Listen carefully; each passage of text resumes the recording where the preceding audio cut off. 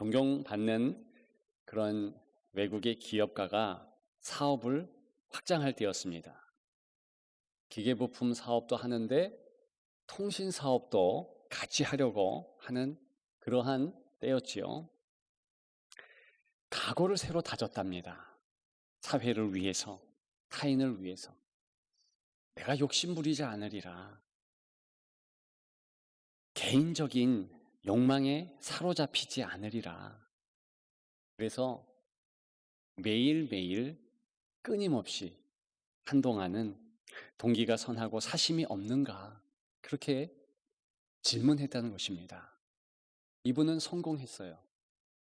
유명한 기업가가 되고 존경도 많이 받는 그런 사업가가 되었더라는 것이죠.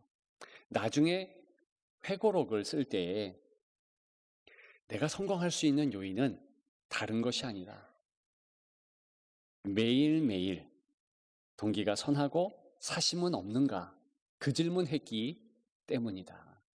그랬다는 것이죠. 오늘 본문에 그렇게 보이는 인물들이 나오고 있습니다. 14절에 스게와의 7 아들입니다. 이들이 동기가 선하고 사심이 없는가 매일매일 그렇게 다짐했는 것은 모르겠습니다. 그러나 참으로 동기가 선하고 사심은 없었음이 분명했습니다. 이들은 당대 에베소에 존경받는 사람들이었습니다. 마술사, 어감이 이 시대와는 다른 때였습니다. 마술과 의술이 겸직되었고 나누어지지 않은 그런 때였습니다. 마술가, 일찍이 요셉이 애굽의 마술가와 같이 취급되었습니다. 그래서 총리를 할 수 있었던 것이죠. 참으로 존경받고 영향력 있는 그런 자들이 마술사였다는 것입니다. 에베소라는 지역은 어떤 지역입니까? 상당히 많은 우상이 있는 곳입니다. 아뎀이라는 유명한 여신상이 중앙에 커다랗게 자리했고 그 신전이 있었습니다. 주변에 다른 우상들이 가득했어요. 너나 할 것 없이 영향력 있는 마술사는 자기들이 부를 수 있는 신들의 이름의 개수가 많아야 됐습니다. 스게와와 7 아들, 그런 마음이 있었습니다. 나도 병자들에게, 악기 들린 자들에게 더욱 도움이 되었으면 좋겠다. 그런 소망이 있었어요. 이 지역에 사도 바울은 그 전도팀과 더불어서 약 2년 전에 입성했습니다. 원래는 회당에서 하나님의 복음을 증거했지요. 유대인들을 상대로 해서 목소리를 높였던 터였습니다. 그런데 유대인들이 거부했죠. 이곳에 절대 오지 마라. 그렇게 했습니다. 그래서 국여지책으로 다른 에베소 안에서의 장소를 물색했습니다. 그것이 두란노 서원이에요. 두란노라는 인물이 설립한 철학관 같은 곳입니다. 지금으로 치자면 일종의 학교였지요. 그것을 돈을 줘서 빌렸는지 어떻게 빌렸는지 알지 못했지만 2년간을 마음을 다해서 그곳에서 하나님의 복음을 강론했던 터였습니다. 그랬는데 희한한 능력이 이 사도 바울을 통해서 나타나기 시작했습니다.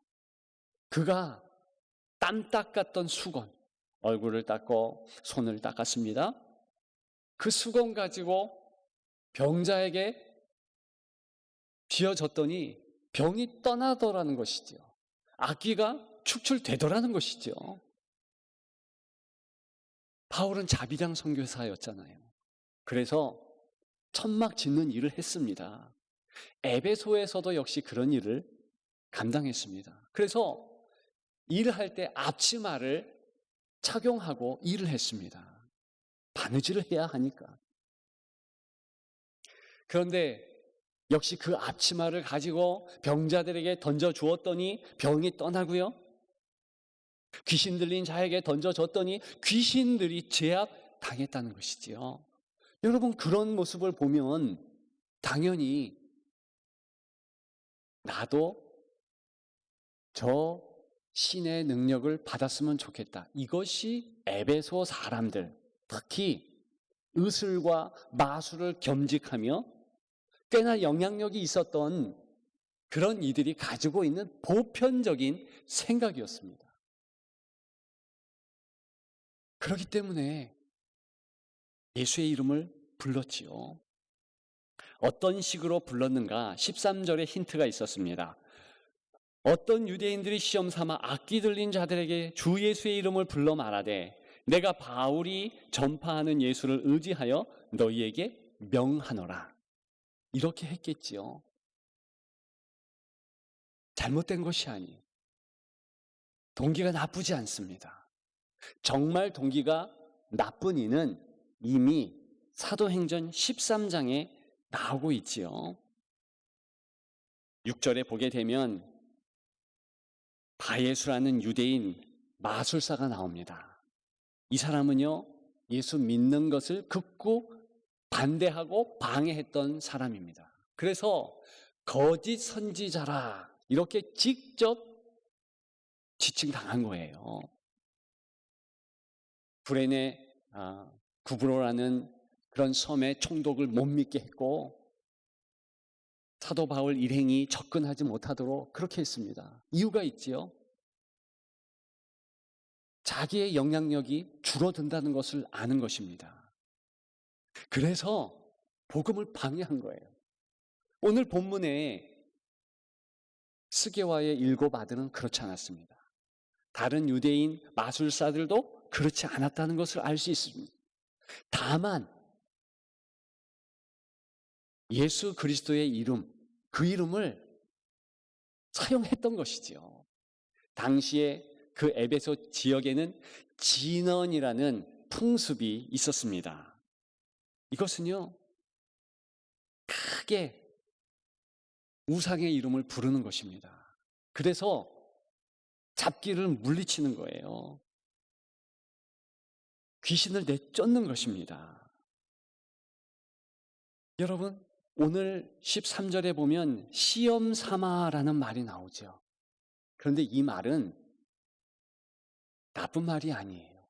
시도했다라는 평범한 중의적인 표현일 뿐입니다. 3번 신약 성경에 쓰였습니다. 그런데 다른 곳에 봐도 나쁜 의도로 쓰이지 않았어요. 예컨대 사도행전 9장 29절 거기에 보면 힘쓰거늘 그랬습니다. 그 힘쓰거늘이 시험삼아라는 오늘 본문의 단어라는 것이죠. 그리고 누가복음 1장 1절에 또 한 번 쓰였습니다. 거기 보면 예수 그리스도를 아는 자들이 그 내력을 서술하려고 저술하려고 부술던 사람들이 많은지라. 좋은 의미 아니겠습니까? 그때 저술하려고 우리말로 의역한 것이고요. 원래는 시도하려고 이 헬라어 단어가 오늘 본문에 이 단어가 쓰였다는 것입니다. 그러니까 오늘 시험 삼아 하는 것은 다만 시도했다는 거예요. 마치 의사들이 검증 안 된 약을 시험하듯 그렇게 예를 들어도 될까요? 지금 우리가 쓰는 백신을 다 검증받은 거 아니잖아요. 그런데 그 검증 안 받았는데도 불구하고 사용하듯이 마술사와 의술을 겸직한 이들이 어떻게 하고 있습니까? 지금 시험 삼아 시도했다는 거예요. 도전적이지 않습니까? 그러면서 예수 그리스도의 이름을 부른 거예요. 이미 일찍이 예수님이 공생에 이 땅에서 할 때도 그런 부류의 사람들이 있었습니다. 다만 그들은 예수를 믿었지요. 예수 이름으로 명하노니 귀신아 떠나가라. 그렇게 했더니 실제로 떠나갔습니다. 제자들이 소문 들었어요. 예수님에게 쪼르르 달려왔습니다. 예수님, 우리 무리와 다른 무리가 예수님의 이름으로 축기 사역을 합니다. 막을까요? 그랬더니 예수님이 질책하셨어요. 놓아두라 했습니다. 그런 전례가 있었어요. 다만 오늘 본문의 마술사들은, 스게와의 7 아들은 예수님을 믿지 않았죠. 그 이름만 진언하기 위해서, 주술하기 위해서 차용했을 뿐입니다. 이게 다른 거예요.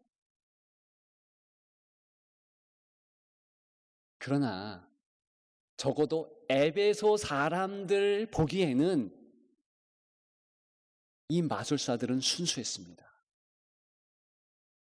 동기가 선했다고요. 오히려 에베소 사람들이 볼 때에 동기가 불순한 자들은 누구였던가? 바로 바울 일행이었습니다. 여러분 생각해 보십시오. 에베소 사람의 미풍양속을 해하는 것이 소수의 바울 일행이 와서 행한 일이에요. 아데미의 신전을 부정합니다. 은장색들이 들고 일어나죠. 아주 큰 난리 법석이 난 것이 바로 2년여 동안 복음을 증거했던 사도 바울이, 그리고 그 일행이 일으켰던 큰 난리였습니다. 그것을 우리는 잘 알고 있어요. 에베소 사람들도 알고 있습니다. 에베소 사람들의 마음에 의하면 그들의 문화, 그들의 습속, 그들의 정서에 의하면 사실 사심을 가지고 덤벼들었던 자들이 바울 일행이죠. 그들은 정말 사심이 있었습니다. 어떤 사심이요? 이 에베소 지역에 우상이 물러가고 예수 그리스도 이름이 높여졌으면 좋겠다. 이러한 마음이 있었다고요. 그런데 그 지역에 에베소 사람들에게는 그것이 사심으로 여겨질 정도로 아주 지엽적인 생각이었다는 것입니다. 중심적인 미풍양속을 해할 수 있는 그런 나쁜 의도였다는 것이지요. 여러분, 이 마술사들이 이기심으로, 정말 돈 벌 목적으로, 명예심을 높일 목적으로 그렇게 하지 않았습니다. 그런 정황은 없어요. 물론 나아가서 그렇게 이해해도 괜찮습니다. 그런데 정말 그런 정황이 없어요. 만일 그런 행동들을 했다면 오늘 본문과 같이 처참하게 깨어지는 이런 모습만 보이지 않죠? 거짓 선지자다, 혹은 거짓 마술사다, 나쁘다, 이렇게 했겠지요. 그런데 다른 본문의 이방 마술사들 혹은 유대인 마술사들과 비교해서 오늘 본문에 나타나고 있는 스게와의 7 아들, 이들들은요 참으로 사심이 없는 듯 보여집니다. 그게 맞아요.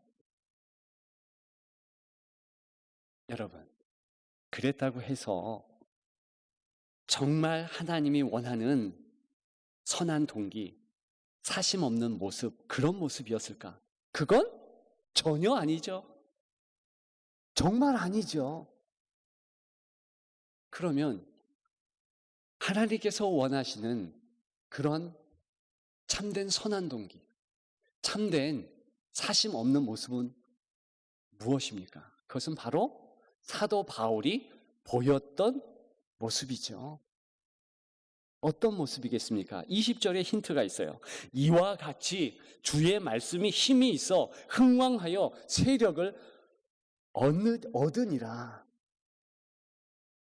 에베소에 와서 그들의 미풍양속, 그거 해치려고 그렇게 행한 것 아니에요. 문화를 무시하지도 않았습니다. 그런 마음이 아니라 오직 하나님의 말씀, 어떻게 했습니까? 2년 3개월여 동안에 집중해서 말씀을 강론했을 뿐이에요. 그러면 우리는 이런 사실을 알 수 있습니다. 하나님이 원하는 선한 동기, 사심 없는 행동은 첫째는 말씀 집중이구나. 둘째는 그 말씀에 순종하는 것이구나. 셋째는 매일매일 말씀의 실천이구나. 이걸 알 수 있죠. 과연 사도 바울이 병 고치려고 했고 악귀를 쫓으려고 그렇게 했겠습니까? 아니에요. 그건 부차적인 일이죠. 오직 하나님의 말씀에 집중해서 복음 안에서 실천하며 행동하며 나아갔더니 부차적으로 에베소 사람들이 깜짝 놀랄 정도로, 마술사들이 나도 저 능력 갖고 싶다 그렇게 바랄 정도로 희한한 능력이 나타난 거예요. 영향력이 있게 된 것입니다. 핵심은 무엇입니까? 하나님이 원하는 선한 동기, 하나님이 참으로 원하는 사심 없는 행동은 그 시대의 문화, 풍속 그런 거 상관없이 오직 하나님의 말씀에 집중한다는 것입니다. 그것이 중요한 것이죠. 에베소 시대가 그 문화가 어떻든, 우리 시대의 우리 문화가 어떻든 우리는 하나님 말씀에 집중하고 그 하나님 말씀이 매일매일 만나와 같이 내게 주어지는 그 말씀을 내 안에 새기고 영적 양식으로 공급하며 실천하고 살아가는 것. 그것이 바로 동기가 선하고 사심이 없는 모습이라는 것입니다. 여러분, 그렇게 마음을 다하여 행할 때 주의 말씀이 3번이나 강조합니다. 힘이 있었다, 흥왕했다, 세력을 얻었다. 뭘 나타낼까요? 영향력을 하나님께서 끼쳤다는 거예요. 그런 모습이 바로 악기가 떠나가고 병이 고쳐지고 이런 모습이라는 것입니다. 자연적으로 따라왔던 일이죠. 여러분, 우리는 세상의 빛과 소금이 되라, 이런 주님의 중차대한 명령 잘 알고 있습니다. 그런데 제일 중요한 핵심을 놓쳐요. 하나님과의 관계에서의 빛과 소금이 되라는 것이지 세상에 나가서 빛과 소금의 역할을 하라는 것이 아니라는 것입니다. 무슨 의미겠습니까? 빛, 예수님이 빛이셔요. 빛된 예수님을 붙잡고 나아가면 자연스럽게 성도는 같이 빛이 되는 거예요. 예수님이 내 안에 계시니까. 여러분, 소금은 무엇을 의미합니까? 하나님에 대하여서, 예수 그리스도에 대하여서 변치 않는 모습을 나타내는 거예요. 첫 마음 그대로, 첫사랑 그대로. 내가 예수님 믿을 때 하나님, 내가 이렇게 믿겠습니다. 작정한 거. 어제 믿었는데 오늘 되어도 변함이 없는 거예요. 오늘 믿었는데 내일 돼도 역시 변함이 없는 거. 그것이 바로 소금입니다. 그래서 제단에 하나님 앞에 제물을 올려드릴 때 꼭 소금을 뿌린 거예요. 제물을 올려드리는 예배자가 나도 저 소금과 같이 하나님 앞에서 변치 않겠습니다. 맛을 잃지 않겠습니다. 작정한 것입니다. 바로 그런 모습을 하나님 앞에 하나님께 보여줄 때 그 다음에 하나님께서 세상을 향하여서 성도의 아름다운 모습이 빛으로, 소금으로 부각되게 하십니다. 그것은 하나님의 목이에요. 우리가 할 것이 아니라는 것입니다. 우리가 이리 뛰고 저리 뛰고 하나님 앞에서 빛과 소금이 되고 사람들 앞에서 빛과 소금이 되고 세상 앞에서 빛과 소금이 되려고 동분서주하지 않아도 된다는 것입니다. 여러분, 예수 인도하심을 기대하십시오. 예수님을 바짝 쫓으십시오. 시대가 어쨌든, 이 땅의 문화가 어쨌든 가장 선한 동기, 가장 사심 없는 모습, 하나님 말씀을 부여잡고 그래서 나가는 것이죠. 내 좌우 앞뒤에 이 하나님의 말씀이 힘이 있고 흥황하고 세력을 얻도록 나아가야 되는 것이죠. 그러면 하나님의 능력이, 말씀의 역사가 우리 주변을 가득 메우게 되어 있습니다. 우리 교회에서 일꾼을 세우잖아요. 일꾼 될 여러분, 피택자 여러분, 거창한 계획을 세우지 마십시오. 종은요, 계획이 없는 자들입니다. 주인이 하라는 대로 하는 것, 그것이 종이에요. 내가 무슨 일을 하네? 우리 교회를 통하여 세상을 어떻게 하겠네? 그런 마음 갖지 마십시오. 그것도 좋지만 사실 가장 중요한 것은 그날 하나님께서 주어지는 말씀, 만나의 말씀, 레마의 말씀 붙잡고 찬양하고 하나님의 실학 안에서 기뻐하면서 같이 즐거워하십시오. 하나님의 말씀은 서로 사랑하라. 원수까지도 사랑하라.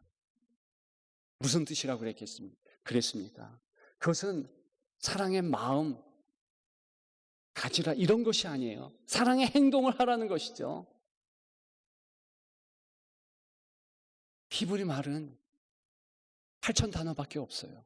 어근만 따지면 2,100단어밖에 안 됩니다. 그래서 사랑하라 이 단어도 각종 행동 뜻이 여러 가지 붙어 있는 거예요. 우리가 알듯이 사랑, 그 마음 그렇게 연결되는 것이 아니에요.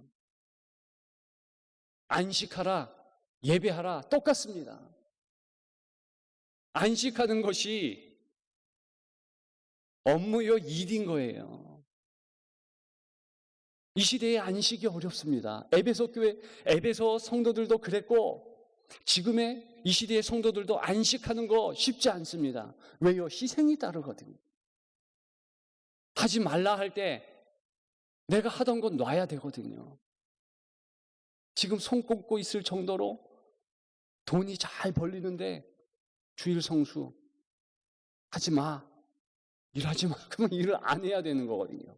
공부가 너무나 잘 되는데 야 오늘 예배 드려야 돼. 그 말을 들은 학생들이 예배를 드리는 거거든요. 얼마나 쉽지 않겠습니까? 그럼에도 불구하고 행하는 거, 그것이 일이요 업무인 거예요. 따라서 일꾼, 성도 모두가 이러한 하나님의 말씀 귀를 기울이고 나아가는 것이지요. 말씀을 마치려고 합니다. 사회 공헌을 꿈꾸는 서두에 말한 기업과 괜찮습니다. 좋은 일 하는 것입니다. 오늘 본문 스게와의 7 아들, 그들도 사실은 문화와 사회에 기여하는 거 나쁘지 않습니다. 그러나 그것이 성도와 교회가 꿈꾸는 우선순위는 아닌 것입니다. 선한 동기, 사심 없는 모습이 아니라는 것입니다. 어떤 것입니까? 말씀이죠. 기도하는 것이죠. 순종하는 것이죠. 여러분, 이 험한 세상에 어떻게 우리가 승리할 수 있겠습니까? 바로 말씀을 붙잡고 그 옛날 신앙의 성도들이 나아갔던 그 방법, 에베소 지역에서 사도 바울이 행했던 그 모습, 오직 말씀으로